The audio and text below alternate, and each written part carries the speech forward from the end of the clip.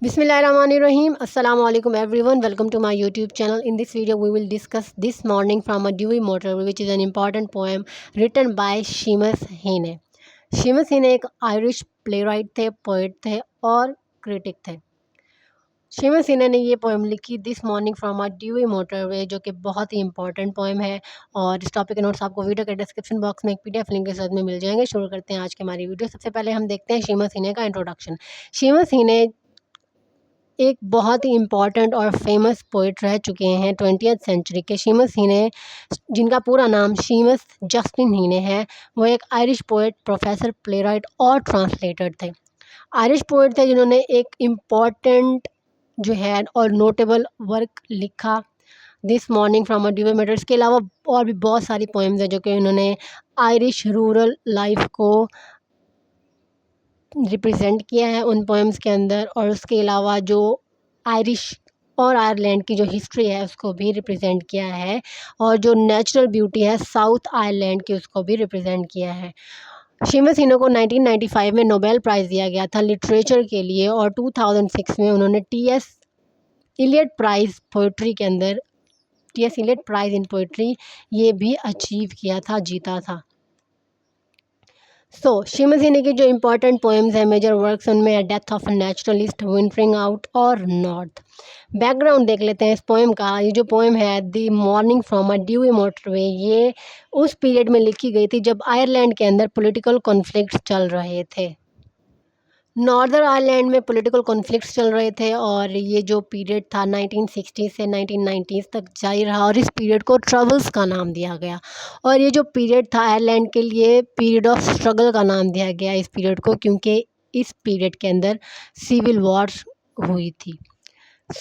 Publication देख लेते हैं। This morning from a dewy motorway ये पब्लिश हुई थी 1966 में, और जो death of a naturalist collection है पोएम्स की Seamus Heaney की, उनमें ये शामिल है, और ये पार्ट है whatever you say nothing poem का। इस पोएम के जो थीम्स हैं उनमें है violence and conflict, memory, fate and destiny, existentialism, power and control और नेचर। राइम स्कीम है इस पोएम की A B C D E F. Now let's do the critical analysis और critical appreciation of this poem. Critical analysis and critical appreciation के साथ साथ हम line by line explanation भी करते चले जाएंगे। Seamus Heaney first hand experience अपना नरेट करते हैं एक अनप्लेजेंट वॉर का, एक ऐसी वॉर जो कि वो खुद विटनेस करते हैं, एक ऐसी वॉर का एटमॉस्फेयर जो कि वो खुद देख रहे हैं। उन्होंने एक सेटिंग क्रिएट किया है इस पोएम के अंदर आयरनिक टोन के अंदर कि एक मॉर्निंग है, सुबह का वक्त है, नेचुरल ड्यू का वक्त है, और फर्स्ट स्टैंजा के अंदर उन्होंने जो सीन है उसको डिस्क्राइब किया है। फर्स्ट लाइन्स के अंदर हमें ये पता चलता है कि जो ड्यू है, जो शबनम है, वो प्रोड्यूस हुई है एक बॉम्ब के साथ, जो कि रिसेंटली अभी एक गड्ढा बना चुका है ग्राउंड के अंदर, ज़मीन के अंदर एक गड्ढा खोद चुका है वो जो बॉम्ब है, और रोड के एक साइड पे और दरख्तों को भी उसने तबाह कर दिया है। The lines are this morning from a dewy motorway I saw the new camp for internees. अब वो कहते हैं, पोइट कहते हैं कि इस मॉर्निंग, इस सुबह एक ड्यूई मोटर से गुजरते हुए मैंने देखा कि इंटर्नीज कैदियों के लिए एक नया कैंप तैयार किया जा रहा है। A bomb had left a fresh clay, जो बॉम्ब है उसने जो फ्रेश मिट्टी है वो निकाल ली है ज़मीन में गड़ा करके। इन दी रोड साइड, रोड के एक साइड पर, and over in the trees, और दरख्तों के ऊपर और दरख्तों के अंदर जो है अब वो जो फ्रेश मिट्टी है वो निकल चुकी है इस बॉम्ब की वजह से। Although this scene was enough to demonstrate the horror of war, हालांकि ये सीन इनफ था जो कि जंग का या वॉर का जो डर है, जो खौफ है, उसको वो डेमोन्स्ट्रेट कर पाता, बट जो पोइट है उन्होंने एक क्लियरर व्यू दिया है। और नेक्स्ट स्टैंजा के अंदर वो डिस्क्राइब करते हैं मशीन गन पोस्ट्स को, कि आगे चल के machine gun posts defined are real stockade, के जो मशीन गन की पोस्ट बनाई हुई हैं वो एक ब्लॉकेज खड़ा कर रही हैं, उसके लिए रुकावट पैदा कर रही हैं। There was white mist you get on a low ground, low ground के ऊपर आपको वाइट मिस्ट जो है वो देखने को मिलेगी। And it was deja vu, deja vu एक टर्म है जो कि यूज़ की जाती है कि जब हमें लगता है कि ये जो काम है या ये जो चीज़ है या जिस चीज़ को हम देख रहे हैं वो पहले हो चुकी है, इसको हम कहते हैं deja vu. Some film made of stylish 17, stylish 17 एक फिल्म का नेम है जो कि एक वाक़ये पर बनाई गई थी। A bad dream with no sound, एक ऐसा ख्वाब जिसकी कोई आवाज़ नहीं है। सो नाउ जो पोएट हैं वो बता रहे हैं कि वो मशीन गन पोस्ट को देखते हैं और ये जो मशीन गन पोस्ट हैं ये इसको रोक लेंगे और इसकी जो जर्नी है, जो इसका सफ़र है, उसको जारी नहीं रखने देंगी इस मोटरवे के ऊपर, क्योंकि ये जो पोस्ट हैं ये बैरियर्स है, ये रुकावटें हैं उसके रास्ते के लिए, जो कि एक ऐसे एरिया को डिफ़ाइन करती हैं जो कि फ़ौज से और मिलिट्री से भरा हुआ है और मिलिट्री उसके ऊपर काबिज़ है। और वो फ़ील करता है कि उसने ये जो सिनेरियो, ये जो सीन है, ये जो जंग का सीन है, ये जो मशीन गन पोस्ट है, वो ये पहले भी देख चुका है।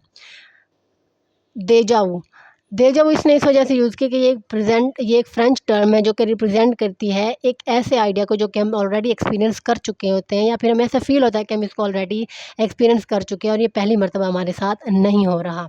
क्योंकि ये जो सिचुएशन है ये अमेरिकन मूवी स्टाइलिश 17 को पोर्ट्रे करती है, जहाँ पे जो ब्रूटैलिटी थी नाज़ी की ज्यूज़ के ऊपर वो प्रेज़ेंट की गई थी। और अब आयरलैंड के अंदर भी सेम वही सिचुएशन है, वही सिनेरियो है कि सिटीज़न्स के साथ और शहरियों के साथ जो है वो ज़ुल्म किया जा रहा है, जैसे कि नाज़ी रिजिम के अंदर ज्यूज़ के साथ किया गया था। So in the third stanza, now let's see the third stanza. Is there life before death, क्या मौत से पहले भी कोई ज़िंदगी है? That's chalked up in Ballymurphy, जो बैली मर्फी के ऊपर चॉक्ड की हुई है। कंपीटेंस विद पेन, गम के साथ। कोहेरेंट माइजरीज़, एक के बाद एक जो माइजरीज़ हैं। अब बाइट एंड सब, खाते हैं पीते हैं। We hug our little destiny again, हम अपनी जो किस्मत है, जो डेस्टिनी है, उसको हग करते हैं। सो थर्ड स्टैंज़ा के अंदर पॉइजनेट और पावरफुल एक्सप्रेशन है ह्यूमन एक्सपीरियंस का, पर्टिकुलरली कॉन्फ्लिक्ट और हार्डशिप्स के अंदर।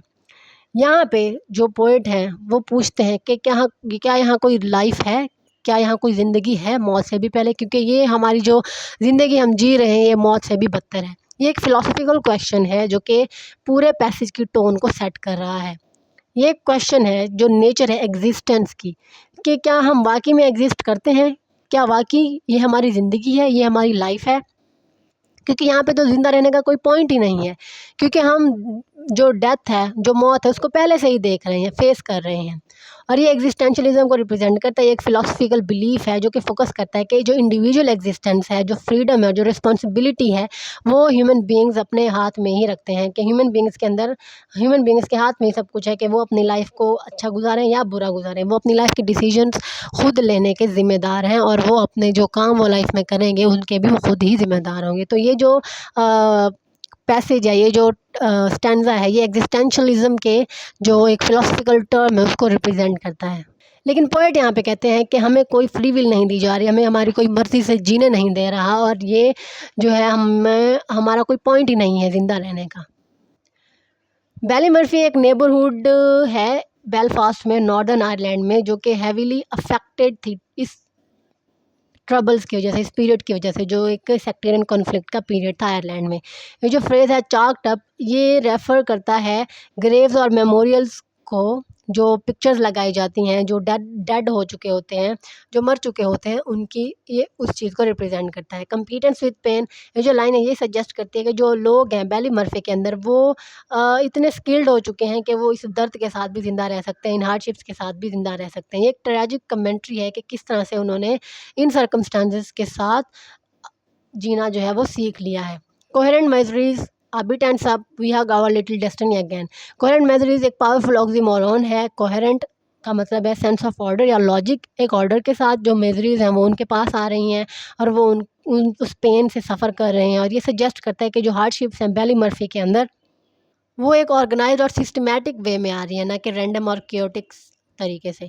अब बाइट एंड सब प्रेफर्स करता है कि हम खा भी रहे हैं, पी भी रहे हैं, हम सो भी रहे हैं, जाग रहे हैं, बट फिर भी हम ज़िंदा नहीं हैं, हम जी नहीं पा रहे हैं अपनी लाइफ को। ये एक रिमाइंडर है कि इवन जो ग्रेट हार्डशिप्स हैं उसमें लोग फिर भी जो है अपनी जो उसकी लाइफ है उसको वो गुजारते हैं एक पेन के साथ भी। जो फाइनल लाइन है वो हार्ट रेंचिंग एक्सप्रेशन है रेजिलियंस का। जो लोग थे बैलीमर्फ के अंदर, वो अपना सेंस ऑफ जो पर्पस और जो आइडेंटिटी है उसको अभी भी वो थामे हुए हैं। जो एक्ट है हगिंग इम्प्लाइज करता है एक सेंस ऑफ एम्ब्रेसिंग और holding there suggesting that they find comfort in their shared experiences and community. हालांकि जो लोग हैं वो फिर भी एक दूसरे के गम समझते हैं, दुख समझते हैं, वो उनकी जो डेस्टिनी है उनको पता है कि उनकी किस्मत में यही है, तो उस चीज़ को वो एक्सेप्ट करते हैं। बेली मर्फी जो है यहाँ पे एक मैसाकर को भी रिप्रेजेंट करता है, जो कि सीरीज ऑफ इंसिडेंट्स थे ना 1971 में ब्रिटिश फोर्सेस ने 11 आयरलैंड सिविलियंस को कत्ल किया था, और इस वजह से इसको ब्लडी संडे भी कहा जाता है इस तारीख को। Now let's see the literary devices. Consonants, consonants कहते हैं रेपिटेशन ऑफ कॉन्सोनेंट साउंड्स को।